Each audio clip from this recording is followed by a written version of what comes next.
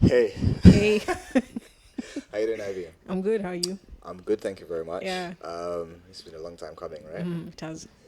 Welcome to SAUTI ZA MASHARIKI. This is the podcast where we give you everything East African, and it's been a while since we released our last episode, but we're still here. Socials are still there. Follow us online. Share, subscribe. Make sure you like the video. We're gonna get into it. We're gonna have a great conversation today. But before all of that, I just want to thank our host today. Today we're at Thatched House, and you've never been here before, have No, you? never Never been. been here Yeah, before. Yeah, welcome, welcome. This yeah. is our joint, our Kenyan place. You It's a come get proper food, vibe. right? Yeah, it is. It is. It's rustic feel and Feels like you're Kenyan, yeah, huh? yeah.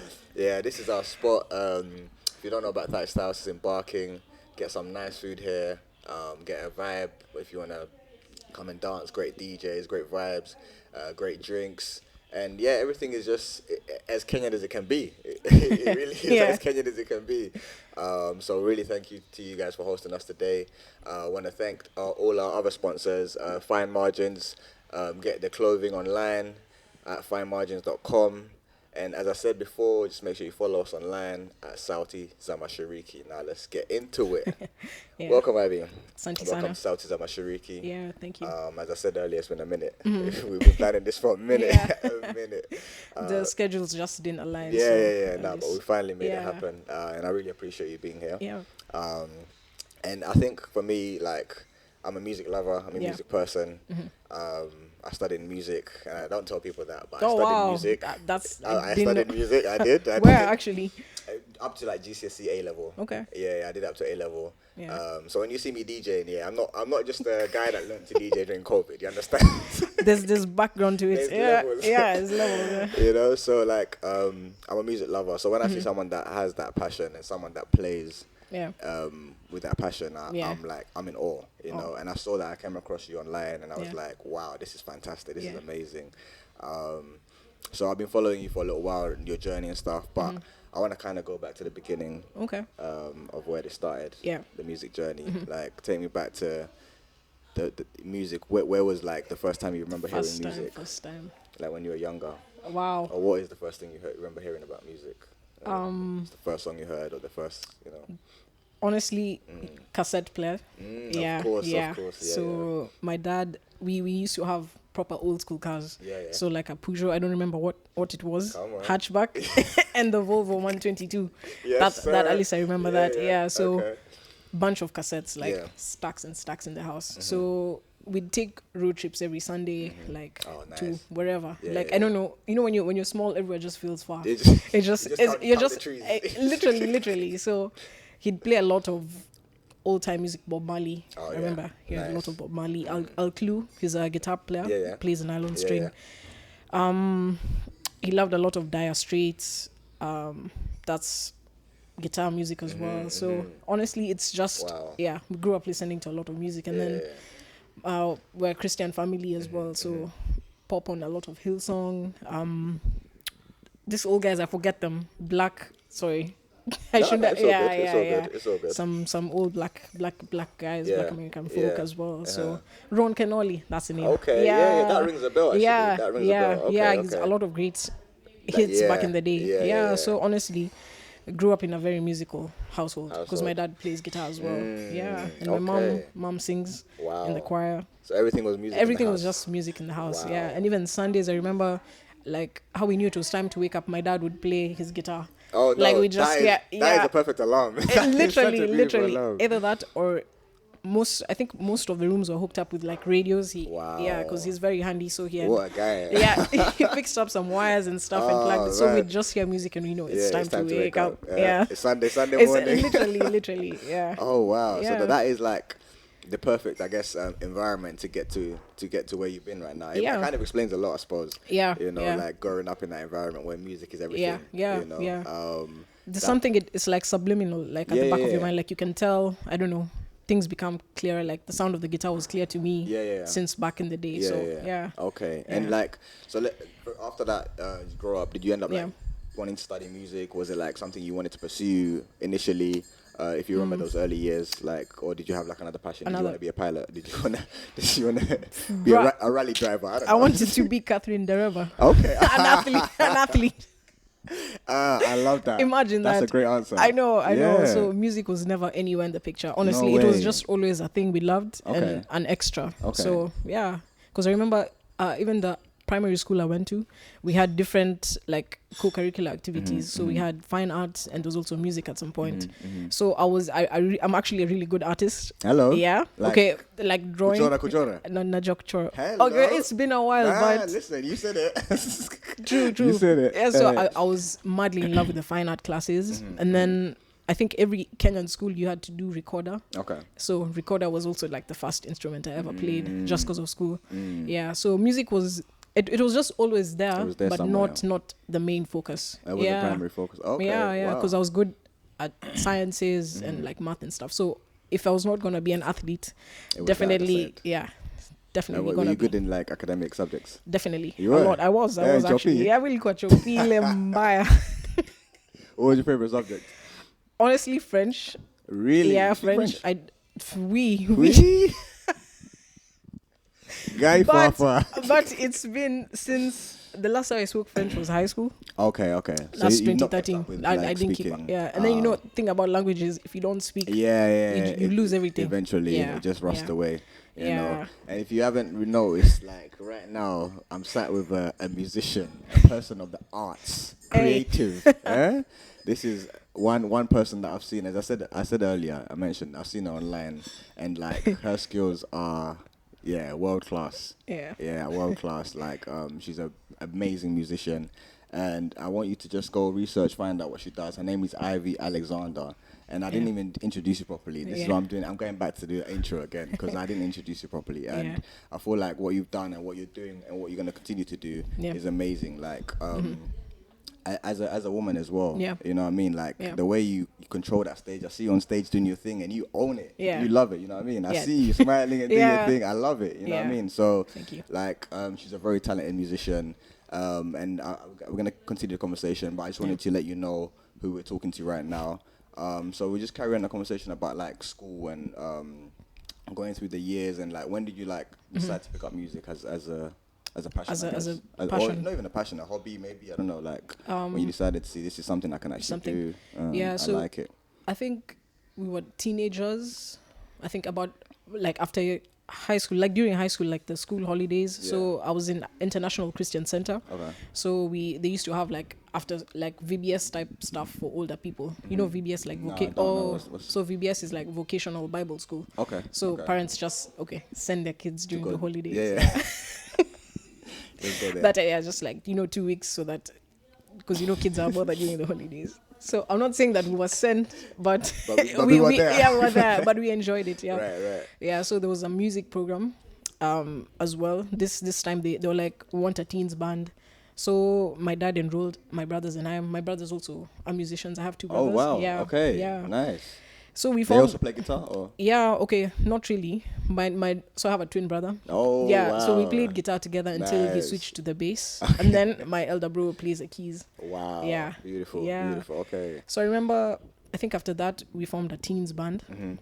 Yeah, because it's like, there's a presentation from the kids that were in the VBS classes and stuff. I've got something to show you guys. Exactly. So it became a thing. Like we actually formed like the first teens band in the church. Wow.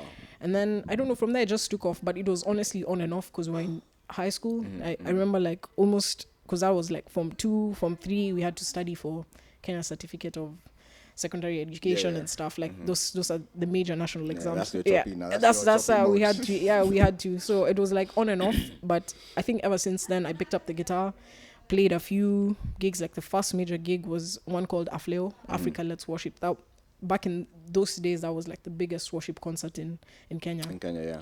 Because it was like 6 p.m. to 6 a.m. at Kesha. Wow. Yeah, and honestly, I think it was more than 6,000 people used to attend that. Really? Yeah. Was it like an outdoor kind of? It was, or was it like an indoor thing? Yeah, but they had like screens like outside there. So but it was a proper big thing. Wow. Yeah. So I remember after I played on that, honestly, a lot of guys saw me from there. They're like, oh, who's that lady who played guitar? Then from there, I started getting invited to a few things. But like, you getting to that point now, like, you don't just pick up a guitar and play. Okay. Maybe you do. You actually know. You were hearing it when you wake up, so maybe you just learn. Yeah. But like, how did you like because when I learned to play keys, I learned by ear. I was trained to play not traditionally, just listen to the key and play whatever. Yeah. So I'm guessing like, was it you? Did you learn like traditional learning, like the musicality, everything, the history theory side of things? So from those classes in church, that was like my dad honestly taught me my very first few chords and stuff. So in the house, because he had a guitar, I used to play that then. There was church, and then after that in 2014. Enrolled at the Kenya Conservatoire of Music, contemporary music studies, under Manasseh Uzele. He's a brilliant. I don't know if you've heard of the Uzele family. No, I haven't. They're OGs in the Kenyan music scene. Yeah, really. They used to like instrumentalists and it's as a family. As a family, wow. Those guys. OGs. They're OGs. Yeah. Undisputed, honestly. So 2014. So I mean, coupled with the church background, and church music is very diverse. We play funk. That's like the best place to learn music it is. as well. We play funk, we play rock, we play African, reggae, everything. Literally. So honestly, I'd say after picking up those few formal classes, the rest of it was like my own thing. Wow. It's like YouTube. It's like I really want to learn how to play this song. So. Yeah. So you just kind of forced yourself. But the foundational years of the classes that I took were really important. Yeah. And I guess those still like in the back of your mind, they're still the foundation. Literally. The foundation of what you do. Yeah. Oh wow. So this thing has mainly been a consistency thing. And I remember playing pushing yourself, and I remember playing like maybe 52 Sundays a year, like every Sunday I was on that stage. Playing. Right. So that grows you. Like, of course, if you have I can a imagine. place to play every weekend. Yeah, you learn things, you pick up things, you learn from other people. Wow, okay. I had no idea. Like, for me, when I heard you play it, I always imagined it was like traditional, like, at grade 1, grade 2, I went through the whole system and did all this and did that. Like, so for you saying like self-taught and passion and just consistency. That's amazing to hear. Like it just goes to show like you can do anything in this world. True. If you put your mind to it. Yeah, I'm telling you. That's amazing to hear. Like so it gets to the point now you're playing consistently in church. You're known. You're recognized. When was that moment you thought I could actually continue to do this as a career? Maybe I could pursue this. Like properly. I think my first big, I'd call it big because it was the first time I played in front of a crowd that's not church, was a lady called June Gashui.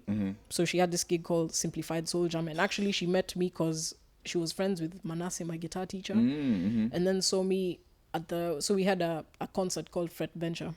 So she saw me at the end of guitar school concert, and then she hit me up. She's like, oh, I have a gig, and actually it's all ladies. We'd actually never had a guitar player. Come through. So I was like, I met all these amazing ladies, and then honestly I'd say from there it was just the rest is history. It just took off. When was this? Took off.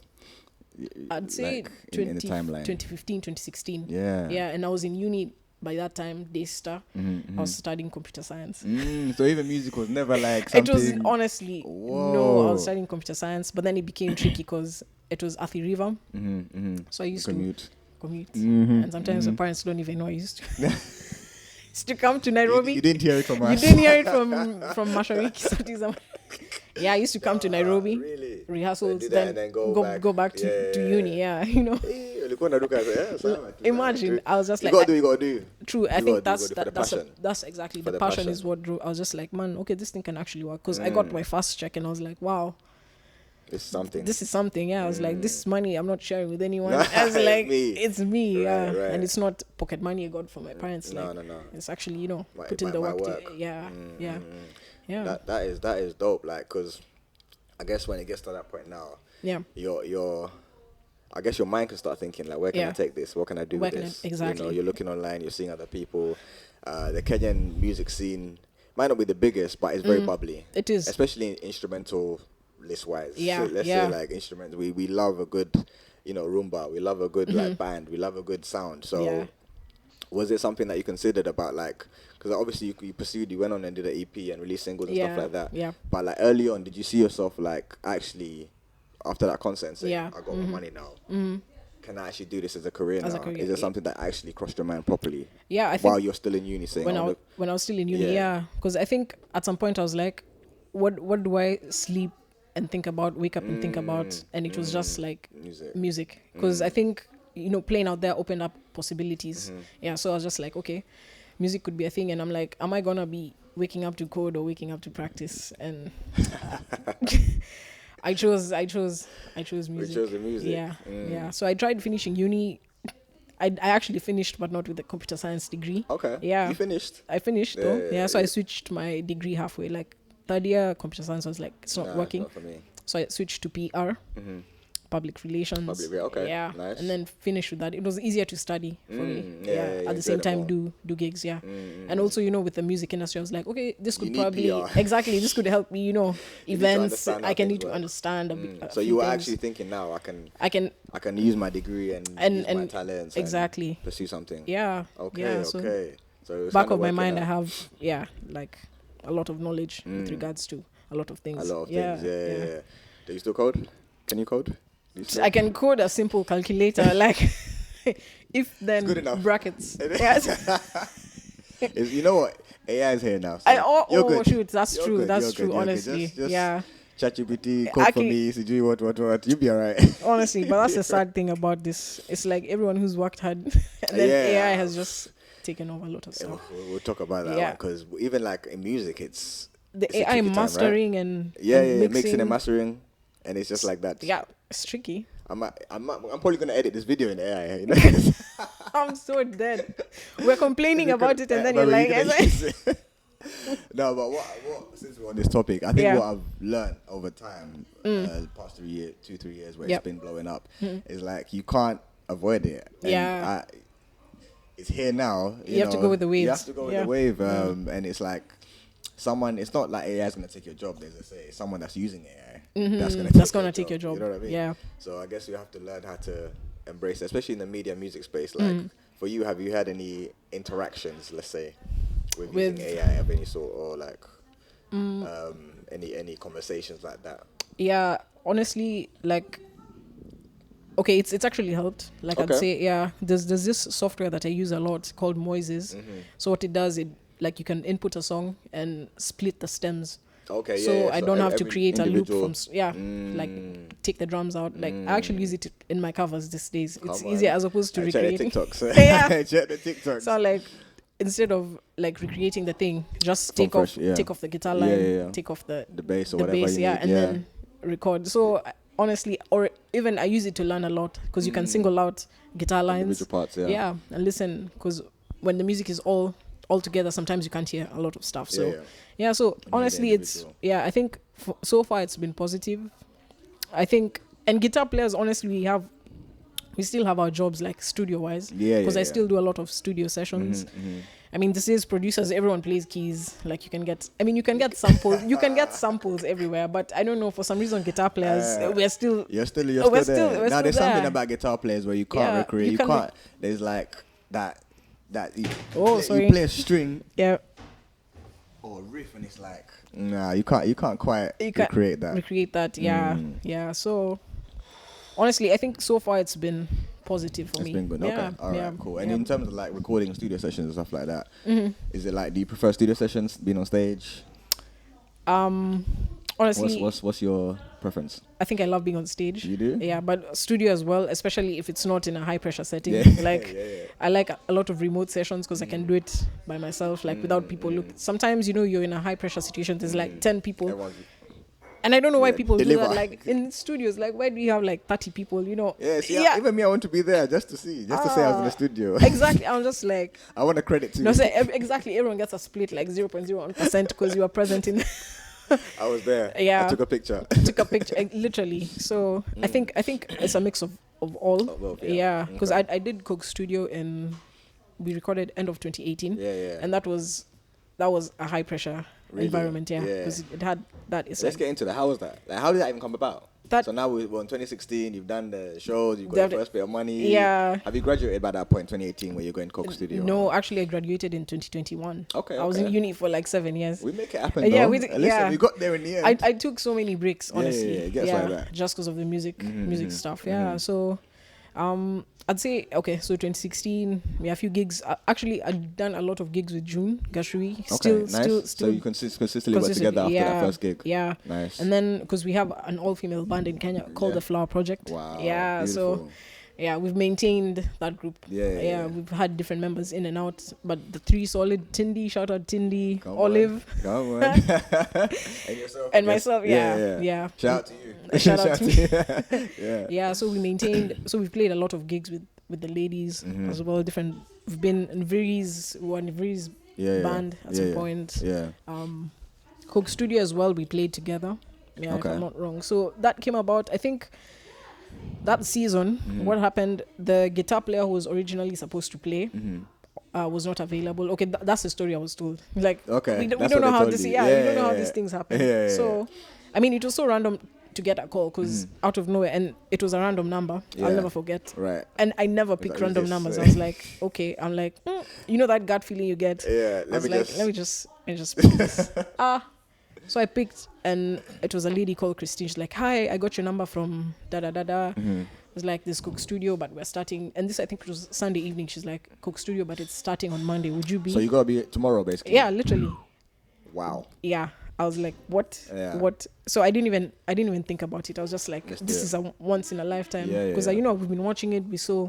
You've seen everyone go through that. Exactly. I was just like, okay, what's the worst that could happen? Yeah. Like, but did she tell you specifically what they want you to do? She's just like, could you be the guitar player? Okay. Like, yeah. Okay, cool. I was just like, okay. She's like, I think she sent the documents, like, because there's a whole contract you have to send. But of course, I'd take time to go through it. But she was just like, you just come tomorrow. This is the address. This is what we're gonna do. Yeah. Yeah, that was crazy. That was like out of the frying pan. What's that feeling like when you put the phone down? I was like, honestly, my heart was racing. I was like, okay, who do I call? I was like, okay, but this is nice. I'm like, is this for real? Is it? Yeah. Like, I'm like, okay, let me just pull up to the place in case it's a hoax. Exactly. I've been punked.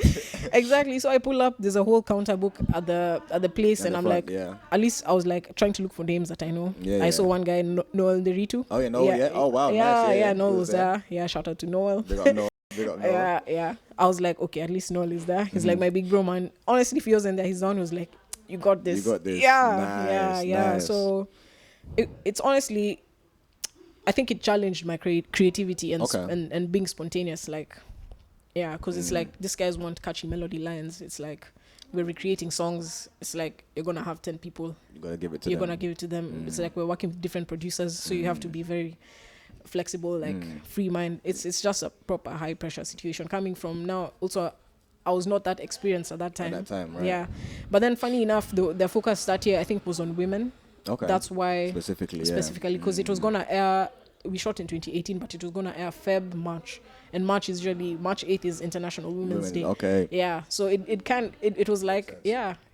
Makes sense. Exactly. And then, like, what was the process like? I guess it was like a whole week, and it was 6 weeks. 6 weeks actually, and I think that's the shortest it's ever been. Because it's usually maybe about 3 months. Yeah. So every day we'd go to the studio Monday, Tuesday, Wednesday, Thursday, and we'd meet different artists from all over Africa, like, and then different producers. Like, I remember Gospel on the Beat from Nigeria. I had Liza, Ayo Liza, the guy. Ayo Liza was there. Wow. Yeah. So, I mean, different guys who would record music Monday, Tuesday, Wednesday, Thursday. Then Friday, Saturday we'd shoot at a warehouse. Right. Yeah. Then Sunday is your day off. Wow, that's intense. Yeah. 6 weeks straight of just. Yeah. So you see, I couldn't even be in school. Yeah. So we postponed to next year again. I was like, peace. Yeah, so I didn't do that semester. Had you changed to PR? Or were you doing this? No, I was still doing computer science. We were still trying. Still trying. Because it was 2018. Yeah, I was still trying to code. But I think I just postponed to the next. Yeah, it just kept going. Yeah. That's an experience as well. Like, I guess, as you said, being in a high pressure situation, it brings out the best in you, you know? It does. It's fight or flight. Yeah. You have to be now. You have to lock in like mad. Kabisa. Yeah. Right. Yeah. And everyone's looking at you now. Can you play this? Can you do this? Yeah. Well, you're the only guitarist. Yeah. So it's all on you. It's literally. Yeah. So wow. Yeah, but I'm super grateful for that opportunity, man, because I don't know, it grew me in ways I didn't even. I can imagine. Confidence as well, especially because like guys are like, hey man, why is this chick not dancing? Smile for at least the producer that time. I forget his name. I think he really liked me. He saw me as a little sister and stuff. Like he was always like, looking after you. Yeah, he's like, man, smile, dance. Like everyone else is rocking it. I mean, I'm just there like, I'm just here for the guitar. literally. Oh my days. Yeah. Now what an experience. Yeah. What an experience. Yeah. And so you that went on for 6 weeks. Yeah. And then I guess after that kind of maybe opened you up to the industry a bit more. Yes, like, it did for sure. Opened you up to how things work in the studio. Had you been to like a studio setting before then, like a studio recording setting? A studio recording setting. In that kind of situation. I think just honestly like someone's home studio. Yeah. So like a professional. Not that huge. Right. This was insane. Yeah. This was insane. Like cameras all the time. Yeah. Now when you get to that place and you start now seeing, okay, this is happening. I'm meeting people. I'm meeting you producing stuff like that. So you're still growing at that point. Literally, yeah. You're still growing at that point. So after that, now where does it like? Where do you end up now? Kind of going and pushing and going on. Yeah. To like now. Okay, you finish your degree in 2021. Let's say. But in that process between now Coke Studio and finishing your degree, what was that middle part? Were you still doing music? Were you still just pursuing your degree? Were you doing gigs here and there? Or? I was doing actually all the above stated gigs, music, everything that she said. Yeah, everything. So there's this program. So there's a few friends of mine from Kenya, Kasiva, Kato Change, I think. MDQ. Okay. So there's a program that was running from the U.S. State Department. One beat. Yeah. Okay. Nice. So after 2018, there was, I think, end of 2018 is when what to sign up for that thing. And I was like, I saw it. I was like, okay, I don't have any of my music out. But did you have to have music out to sign up, or what was the process? Some of it, it says links to your works and stuff. So by that time, I had only done people's songs, like covers and stuff. And then also, I think I had recorded maybe on a couple of Noel Deritu songs and an artist called Riga as well. Yeah, and I think maybe Alice Kimanzi. Yeah, did I? Anyway, I was at Gideon Kimanzi's studio a lot. I think by that time, just doing a few jingles and stuff. So I think I was like, I think at that point I was like, okay, am I fit enough to be able to apply for this? Yeah. But then I applied end of 2018. Funny enough, I hadn't even finished this is so God is great. Let me tell you, I missed the deadline of one beat. I was like, because I'd gotten to halfway. By the way, they ask a lot of questions, and by the time you get to the end of and it's a Google form. It's just like next. So you can't even just come back. I'll come back tomorrow. No, at least you could save your response. Okay, so I think I'd gotten to the halfway point, and then I gave up on the thing, and then the deadline passed. But then, for some reason, they extended it by 2 weeks. They were waiting for you. Let me tell you, I told myself I'm delusional boss. Final boss. Delulu, I was so delulu, but I was like, this thing stayed open for me. So I finished. Amen. Yeah, and then got my, I think, did they respond in March or something? Because the program was supposed to be in September. Okay. Because you have to get your visa. Yeah, it's a process. It's a whole process. So, yeah. Honestly, and I got a acceptance email letter thing and I was super stoked for that. Yeah, and that I think was another opportunity to explore my musicality and that place is all about collaboration, culturally diverse people, cultural diplomacy, all that stuff. Wow. So yeah. And I guess even that reaffirmed you more as a musician as well. Like further saying, I can actually keep doing this. It's like after thousands of applications, and it's like, okay, I got picked. How many were picked? 25 people from across the globe. Huh? We're going to say across. Sometimes Kenya comes out. You're trying that like I'm British. But I don't let those things go. I'm from the ends. Across the... You can't let it go. I never let those things go, man. Hey. Yeah, no, but 25 from across the globe. It's come back again and then. It's cool though. We keep it pushing. Okay, to be fair, that's a tongue twister. Across the globe. Across the globe. Yeah, imagine. Yeah. 25. Yeah. Out of like thousands of applications. Honestly. What an amazing Yeah. God is great. That's what you can say. Because even the fact that you applied later than the deadline and stuff like that. Yeah. Damn. Yeah. Okay. Yeah. So that comes about. How does that work? What do you mean? Because you go to America, no? Yeah, States. So like, what's the process? You get like visa and stuff like that. Yeah, at least they sort everything out for you. Yeah, cool. All the letters, all the visas. It's like a work type visa for like a month, because it was just a month thing. Yeah. So it was like a residency for 2 weeks in Florida. So that where we sit with the musicians, like, form groups and stuff, like, interact, talk stories. And then, figure out. And then at least they had studios set up everywhere. Like, up until in like 3 a.m. It's like, if you feel inspired, you just go to the studio. Wow. So actually I recorded Pacha in Florida, and it was literally at 3 a.m. Listen, and I wrote that song with my brother, actually. Nice. Like right before I went to the States, because so in the handbook for One Beat, they were like, if you can come with a song that you can teach people.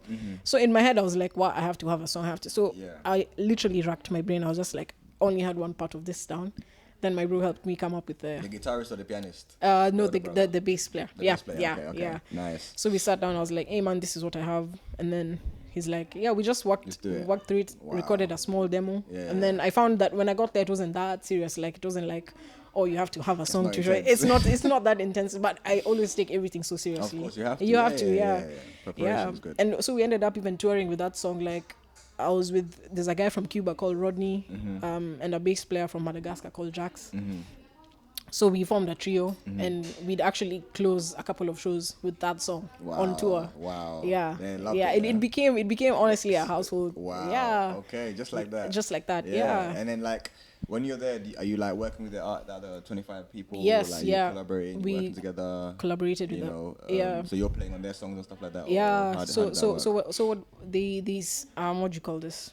They got us into different groups. Okay. Like five people each, and then with those we used to do like our own projects, but you could still branch out and collaborate with other people. So I remember my cohort were called Olive Water. we did film scoring. So and those guys were so intense. I don't know, the States guys. So like even in the concerts, they used to come like, even sometimes like the sheet, roll the film, and us guys are playing to the film, because we created music because we created music for specific. I think we had 5 films, so we created music specific for the films, and it's like, this is intense. A song part of the concert. Other guys are like, oh, we had this ensemble from Algeria, like just Algerians came together playing their own stuff. Then I had duos as well. A duo with the lady's name is Bria Free, actually, or she preferred to be called Free. So we had like a duo song we wrote. Wow. Yeah, so we had it was a hodgepodge of just collaborating. It was, I think, the best thing ever. Yeah, because we also had like pop-ups in the streets, and then kids would come, like playing. We just play with them, create music, speak about music, and stuff like that. Go to schools. So it was a whole proper program. Like after the residency, the tour was really nice. Like, how long was the tour? It was 2 weeks. 2 weeks. Okay, 2 weeks, but different venues, and then in the middle now we have the pop-ups and stuff. Going to schools and stuff, talking to people. Oh wow. Yeah. No, that's dope. Like, do you still talk to any of those people from the residency? Yeah. Oh, so there's a lady. I'm actually releasing new music. Hello. Yeah.